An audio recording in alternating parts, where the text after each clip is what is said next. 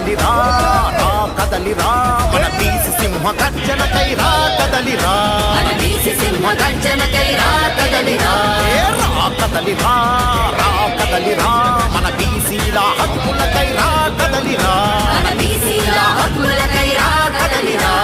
రామచంద్ర యాదవన్న ప్రతిన పూనుకుండు మన బీసీల భవిష్యత్తుకు భరోసాగా నిలిచిండు రామచంద్ర యాదవన్న ప్రతిన పూనుకుండు మన బీసీల భవిష్యత్తుకు భరోసాగా నిలిచిండు మన బీసీ వైపాటి జెండ సత్తా ఏందో చూపుదాం రా కదలిరా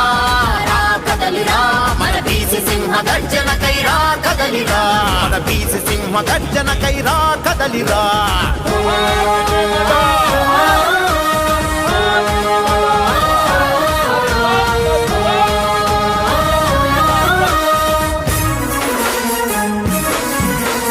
తరతరాల అణచివేత ఇక అంతం కావాలని ఈ దోపిడి నాయకులకు కనువిప్పే కలగాలని రాష్ట్రం నడి ఒడ్డున మన జెండా ఎగరాలని బీసీల బలమేంటో నలుదిక్కుల చాటాలని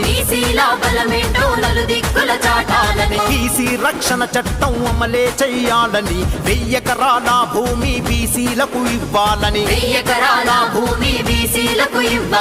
అన్ని బీసీ కులాలకు కార్పొరేషన్లు పెట్టి నిధులను మంజూరు చేసి బీసీలకు పంచాలని విద్యా ఉద్యోగంలో స్థానిక సంస్థలతో పాటు చట్ట సభల్లో మనకు వాటా దక్కాలంటూ